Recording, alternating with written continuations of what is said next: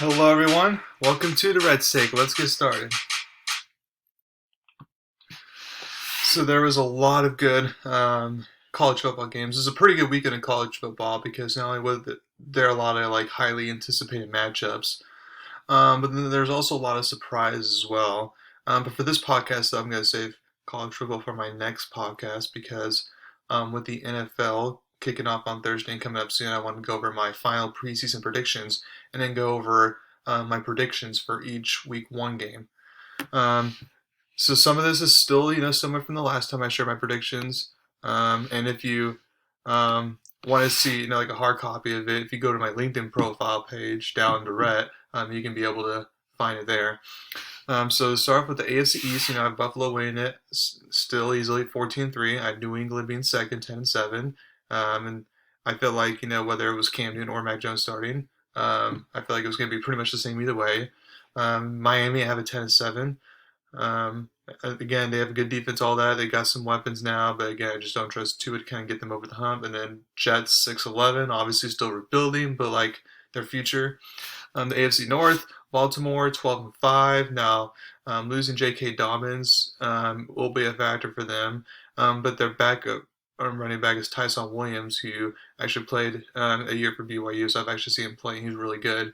So I feel like he can be a serviceable backup there. And then they're also, working out people like Le'Veon Bell and Devontae Freeman. So we'll kind of see if they pick up there because they need a third option since Dobbins out and then their fourth string got hurt. So we'll kind of see what happens there. But their defense is top notch, and Lamar's, we know, is going to do his thing, so they're going to be a force to reckon with once again. Have the winning division 12-5. Cleveland next, 11-6. They're going to be a good team once again. It'll be a slow start, incorporating Odell Beckham Jr. back, and then having just a hard schedule in general to start off the year, but they'll be good. Pittsburgh 9-8. Again, like some of you may think that's a little bit too low, but their schedule's pretty hard, and as we saw last year, they may even start off, 7-2, whatever, but then as the season goes on, Big Ben will become like, Drew Brees, losing that arm strength, losing that, efficiency, so I feel like that will pretty much hinder the Pittsburgh Steelers, especially since their O-line is still suspect. And then Cincinnati, last 6-11, a fun 6-11 entertaining team, but in that division, they're just not going to be able to get close to making the playoffs. AFC South, I got Indianapolis 9-8, although this is not one that I would say I'm confident in at all. And this is, whether Carson Wentz plays all 70 games or 14 games or whatever, this is going to be for either way. But the one now, if everyone was healthy, then I'd say Colts all the way. But like since Colts just have so many injuries, that's why I'm kind of like saying, well, I think they could still win division, but it'd be close. Like it would surprise me if they lost it. I have them at 9-8, and then Tennessee is also at 9-8, which a lot of people think that's low. But Ryan Tannehill benefited from an excellent offensive coordinator in Arthur Smith, who's now with the Falcons.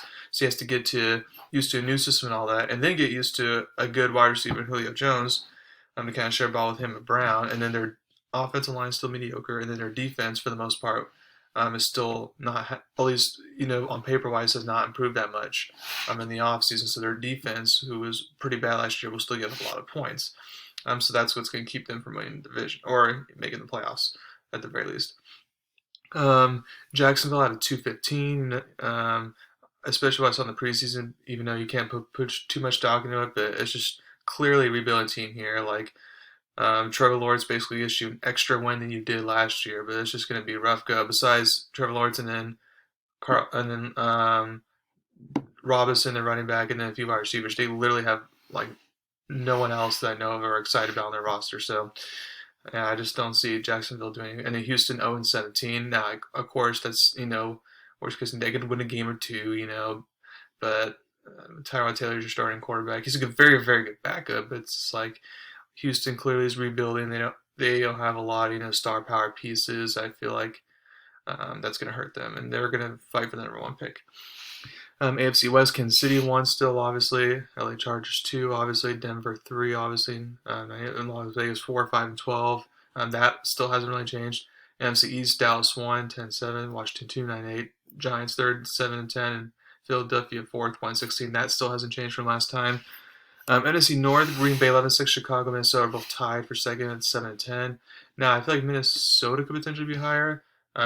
Maybe 9-8 best case scenario, but I don't know. I just don't see that much improvement for the team. And Detroit 215, and NFC South, Tampa Bay. Obviously first New Orleans. James Winston started, still having like 8-9. Carolina 6-11. Atlanta 5-12. Still kind of same. And then NFC West, Seattle 13-4. I did have San Francisco first, but I kind of haven't liked, the dual quarterback system, if you will, that Shanahan's going to do. I don't feel like it's going to work out too well.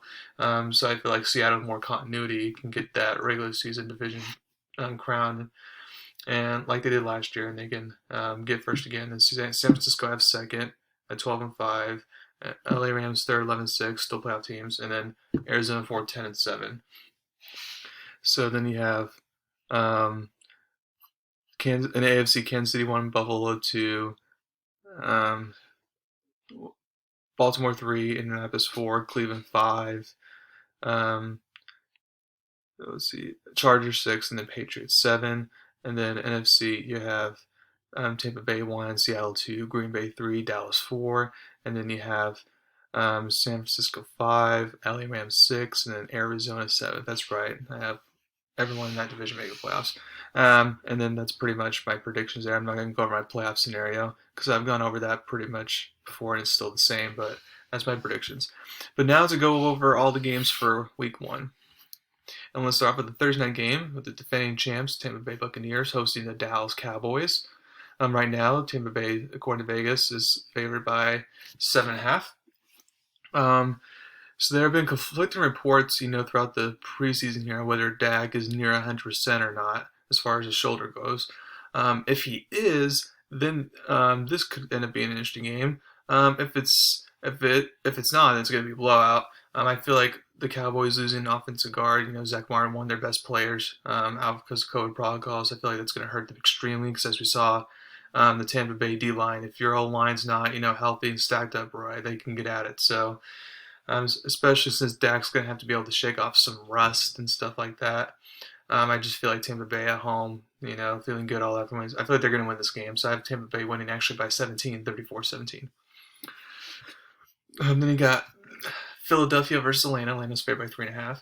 I think this could go two ways. This is going to be either a high scoring game or both teams are just going to trade points like it's nothing because both defenses are bad. Or this is going to be a game where, like, since both coaching staffs are brand new and it's a bunch of new pieces to incorporate for both teams, that's going to be more of a sluggish type of game. I feel like there will be some elements of both in this. As far as who wins, I feel like you got to take the veteran QB here, Matt Ryan, because even though he's a new coach, some new weapons, at least he's still kind of familiar with system. And it's in Atlanta, versus Philadelphia, or new system, new coach, and all that. We don't even know if Jalen Hurts is a full-time, type of star or not. So I'm going to go Atlanta here and have them win by 10, 27-17. Pittsburgh versus Buffalo. Buffalo's favored by 6.5. I don't think this will be a game that like Buffalo wins very easily. I feel like this will actually be a tough fight. But I do feel like Buffalo, especially its offensively, I feel like they'll pick it up from when they were last year. Left off last year. Now, Steelers fans better hope they don't pick up where they left off last year because that would be a disaster. I feel like this will be an interesting game. Steelers with the new offensive coordinator, and then Big Ben, being prime shape right now, which he usually never is because he doesn't take care of himself now this season. He's in prime shape right now. And since he's older, quarterbacks who are old, at the beginning of the season, they're typically better, like Drew Brees. I feel like he's going to be good for at least the first half of the season. So I feel like this will be a close game in that because it's Buffalo, and Buffalo is a better overall team, barely in my opinion. That's why I feel like I have Buffalo winning here by a field goal, 26-23. Minnesota versus Cincinnati. Minnesota's favored by 3. Again, I think the Bengals, with Joe Burrow back and the weapons they draft, like Jamar Chase in the draft, they have T. Higgins. They got good weapons, and I feel like, however, coming off Joe Burrow's injury, though, I feel like again, kind of like Dak, and it's going to take a while to kind of get back to where you were, shake the rust off. So because the Vikings get them the first game of the season, I feel like the Vikings definitely take advantage and they'll win this game, especially in Cincinnati's defense is not on the right bout, and they have to defend both Adam Thielen and Jamar Jefferson. That would be hard to do. So I have Minnesota winning by a 28-20. San Francisco versus Detroit. Now, of course, in the NFL, you're not going to get a lot of blowout games per week. but this should be one of the ones that should be a blowout game. The 49ers defense will make sure to stop the run because that's what Detroit, I know they're going to try to do. They're going to try to establish the run, try to make Goff's life easier because they like both backs, DeAndre Swift, Jamal Williams. But I feel like, 49ers defense with everyone back and healthy, they should be able to stop the run. And then they can stop the run, then they can bring the pass pressure. And with Goff, and him as, not being mobile, all that, I feel like the 49ers can basically make his life miserable throughout the whole night. There's a reason why even when Goff was with McVay in that high-power Rams offense, that he would still struggle against the 49ers, whether they were good or bad, is because against that defensive front, it's just not a good matchup for him. So I have San Francisco winning 35-13. Arizona versus Tennessee. Tennessee favored by 3. This one's interesting. If this does not provide a lot of fireworks on offense, then I will be extremely disappointed. This will simply come down to who gets to stop on 4th down. I feel like Tennessee here as the home team will defend home field here and take the win by field goals. I think the line's spot on here. I have them winning 34-31 in a high-scoring game. Seattle versus Indianapolis. Seattle's favored by 2.5. So whether Carson Wentz plays or not, I feel like Seattle wins this game either way.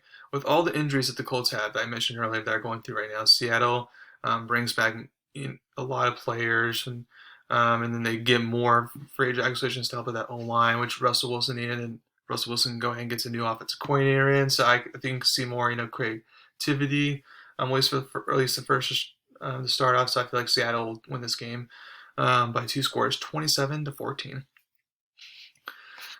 LA Chargers versus Washington football team, and Chargers favored by 1 point. And there's a reason why the line is what it is. That's pretty good, evenly matched up there. If you ask me at the end of the season who wins, I go Chargers. But a rookie head coach with new offensive line pieces, and it's going to be a good offensive line because Rashawn Slater was a good pickup in the draft, and they got the center from Packers. So it's going to be good all that, but got to gel all that with the new rookie head coach. Against that Washington D-line, which is one of the best D-lines in the NFL, I just feel like Rivera can, scheme his way to get a victory here. And I feel like this one will be a lower scoring game. I have Washington winning by 1 point, actually. 17-16. The Jets versus Carolina. Carolina's favored by 5. Sam Darnold's old team versus current team. People think Carolina wins this one pretty easily. While I think Carolina does win this game, I don't know for sure if the Jets can't keep this close and interesting. I think the offense against a mediocre defense at best can score enough to be competitive in this game with Zach Wilson and Michael LaFleur running the offense. So I feel like Panthers win and a good scoring one, 31-24. Jacksonville versus Houston. Jacksonville favored by 3. Now, rarely do you see two teams who are battling for the number 1 pick at this point, week 1, but I feel like that's what you got here. This one's pretty much a crapshoot. Just take your pick, flip a coin here. For me, I'm going to go with the better quarterback of Trevor Lawrence. It's on the road. I'm going to take them to win just by 1 point, though, 18-17. Low-scoring game. Green Bay versus New Orleans. Green Bay's favored by 4. Now, remember, this game's in Jacksonville because of Hurricane Ida. And because of that hurricane and all that, I feel like there's going to be a lot of emotion for the Saints there, and a lot of emotion for Rodgers because this could potentially be his last season for the Packers. But I feel like while New Orleans will play hard to make this game closer than it should be, the Packers, who the better overall team is right now, will survive. They're winning 31-23. Denver versus the New York Giants. Denver's favored by 2.5. I know Saquon Barkley's back. Giants got a lot of weapons and all that. But the Denver D-line versus the Giants O-line is a complete mismatch here. It'd be the difference of the game, in my opinion. So as long as Teddy Bridgewater doesn't turn the ball over, Broncos should get the win here. I have them winning 23-16. Miami versus New England. New England favored by 2.5 points. I know 2 would beat New England last year, but the Patriots' defense and offense, frankly, has been improved this past offseason. While Brian Flores knows better than anyone what Belichick's going to do, I feel like the Patriots overall, with their better personnel, can make some adjustments and Belichick can get the win here. Plus, if he does not win this opener after basically saying, I'm going to start Mac Jones instead of the experienced Cam Newton, then he's going to look very bad. So he's going to want to avoid that. So I feel like Patriots win here by 5, 21-16. Cleveland versus Kansas City. Kansas City's favored by 6. I expect a lot of fireworks here on offense as well. I feel like this is going to be a back-and-forth game, but with Andy Reid, having all the offseason to prepare, first game coming out, and with Cleveland getting used to their new defensive players that had just came in, getting Odell back, I feel it's going to get more sync there and getting used to. So Kansas City will win here and shoot out 30-31. Chicago versus the LA Rams. Rams are favored by 7. I think both QBs in the new system, both teams have good defenses. because of this be a low scoring game, but over time, I feel like the Rams defense would just be too much for Chicago's line. So give me the Rams here, 24-10, and I'll review my Monday night one later. Thank you very much, and you have a wonderful day.